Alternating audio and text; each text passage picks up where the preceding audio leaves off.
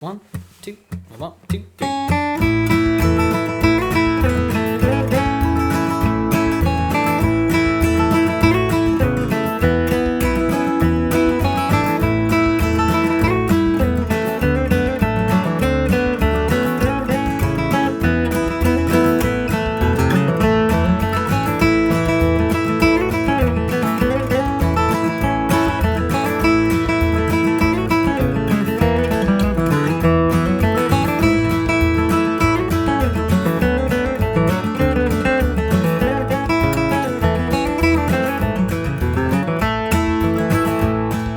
Welcome back to Music with Ryan. Thank you for joining me. This week's featured lesson, we're going to have some fun with the old-time gospel tune, This Train is Bound for Glory. We're going to do it in the key of A, working out of G position. And as you saw and heard, I created 2 arrangements for this song. I created a beginning arrangement, playing that melody right on the head.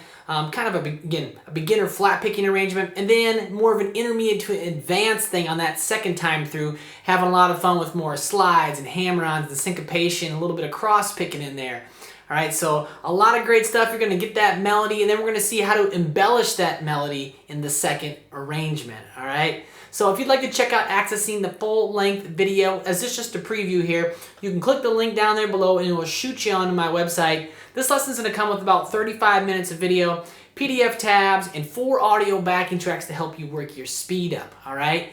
Now, if you really like the way I teach and approach learning, check out being a premier member over there for a monthly, quarterly, or yearly fee. You can access this lesson and over 350 videos just like it. I've got tons of gospel, bluegrass, old time stuff over there. Give it a look if you desire. You can access all 3 of my courses and the video exchange program, all right? For now, we're going to start walking through this lesson here, the first few measures of the first arrangement. This train is bound for glory in the key of A. Thank you for watching, and I hope you enjoy. Let's go ahead and start breaking down This Train is Bound for Glory in the key of A. We've got the capo on the 2nd fret.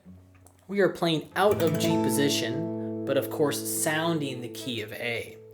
Now, markings below the staff are pick directions, so the staple objects are downstrokes, and the V-looking objects are upstrokes. Pay very close attention to those. It's important for executing the arrangement cleanly. And any little numbers above the staff will be left-hand fingerings. I'm going to go ahead and play these first 4 measures for you, and then we'll break them on down slowly. Again, this is kind of the beginning arrangement here, basic melody. And here we go. So it starts on beat 3, got a little pickup there. And 1, 2...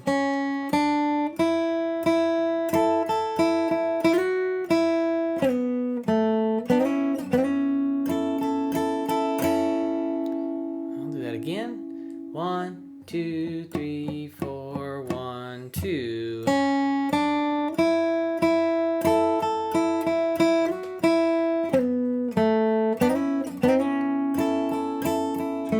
And I end on the downbeat of measure 5. Let me do that one more time. So 1, 2.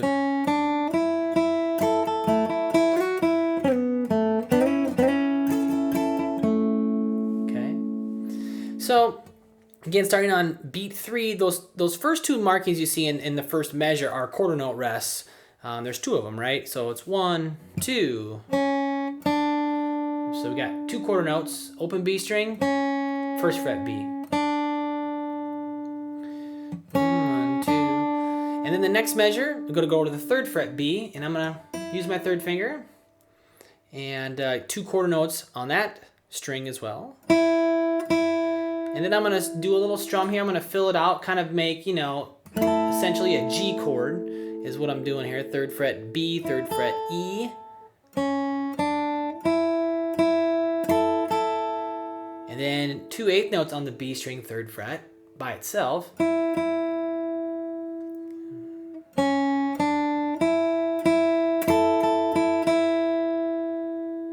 there's where the melody. The melody's up on this D. Well, I guess I should say in relation to the capo, it's the D note. It's really sounding an E note, but it's the 5 of G, and that's where the melody sits a lot of the time for this tune. This train is... All right, and then the next measure, I'm going to do 3-5 slide on the B string. Use that 3rd finger, shift up with the 3rd finger. 1 and and go back down to the 3rd fret B with the 1st finger, then 2nd fret G, and I'm going to do kind of a quick slide down to it. Now, you don't have to do that slide, but it adds some nice little, expressiveness to it. It's really quick, and I know it's not really marked there on the tab, and so you don't have to do it.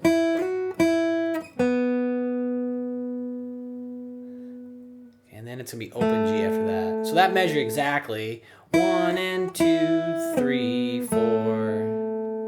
1 and 2, 3, 4. And then I did it without the slide there. But as you can hear, the slide kind of gives it a little bit more, right?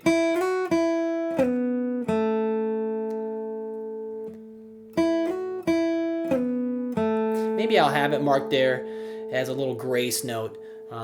Maybe you'll see it a little different. Maybe I'll edit it up a little bit. But and then the next measure, we're going to get into the double stops. 4 on the G, 3 on the B. Very common move, right? 2nd finger and the 1st finger. So 1, 2, and I'm going to slide into those as well. 1, 2, and then I'm going to take my 1st finger and bar across the high string.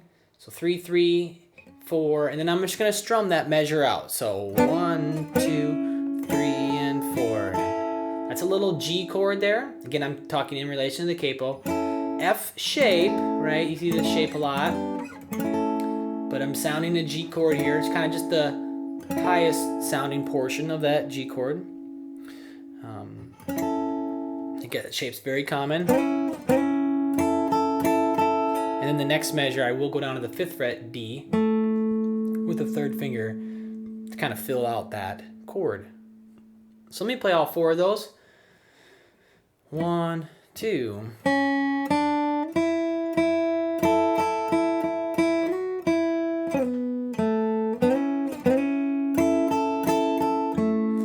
So as you can hear, those slides really add a lot of expressiveness, like I mentioned, and a little bit of attitude, perhaps, kind of more like a singer would sing it.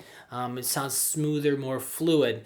And while it's a beginning arrangement, it's good to practice those slides and start getting them in there, because they really start to make your playing, just sound smoother and more of an intermediate to an advanced player in general. So.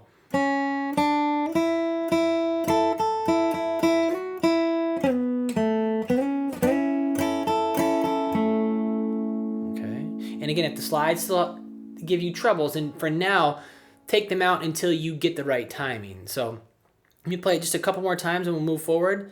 So 1, 2. I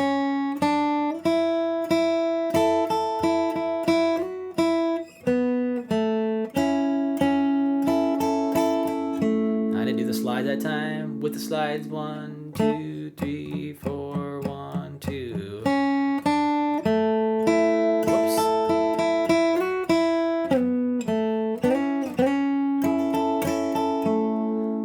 One wrong note in there. One more time. Up to speed. 1, 2.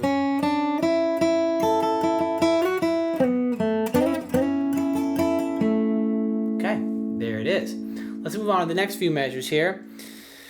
Like I said, we're going to fill out that G chord, that shape, that F shape, if you will. Here's what they sound like. 2, 3, 4.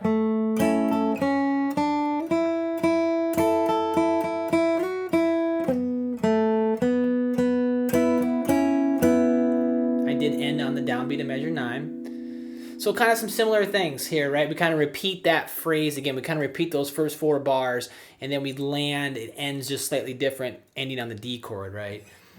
So I got the 5th fret on the D, 3rd finger there, and then I'll strum the rest of that chord. So 1, 2, and then here's our pickup now. Open B, 1st fret B, and we've done that already, right? I mean, these next 2 measures are exactly the same. 6 and 7 are exactly the same as 2 and 3.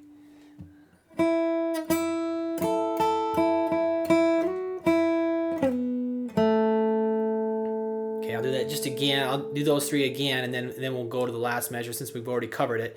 Not going to break it down again, but measure 5. Ready, go. And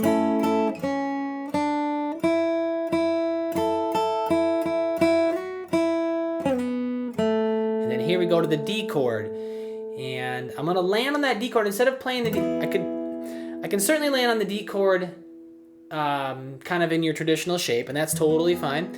Sometimes I will have a tendency though, and I will do it here, to land on the D chord like this, with first fingers in the same spot, but the second finger goes to the B string 3rd fret. Okay, it's just slightly different, right? I'm just kind of going back and forth, just replacing a finger.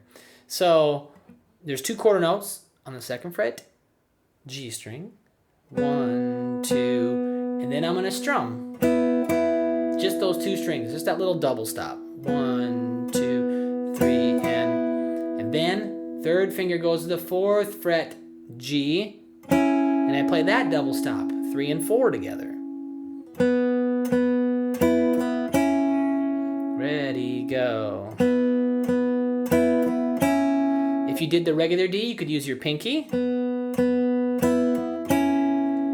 you might see me do that once in a while, and that's certainly just fine.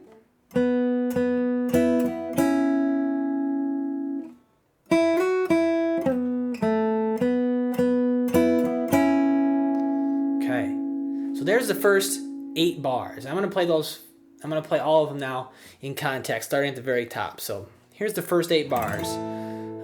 So 1, 2, 3, 4, 1, 2. All